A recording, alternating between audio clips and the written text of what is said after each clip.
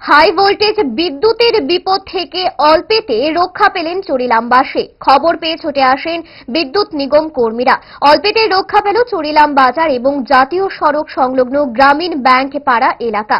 হঠাৎ করে high voltage বিদ্যুৎ পরিবাহী তার ছিঁড়ে পড়ে গ্রামীণ ব্যাংকের সামনের সড়কে। অল্পেতে রক্ষা পায় পথচারী সহ এলাকার মানুষ। খবর দেওয়া হয় চুরিলাম বিদ্যুৎ কল সেন্টারে।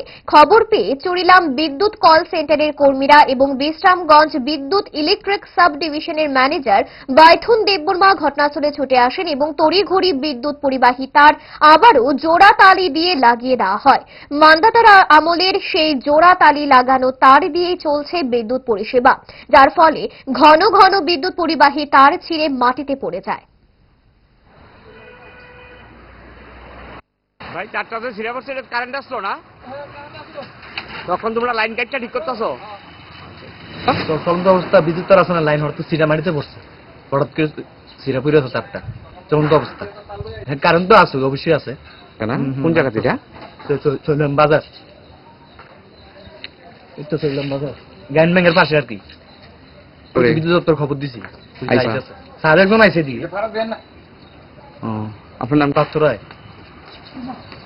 আর দুইজন আমরা।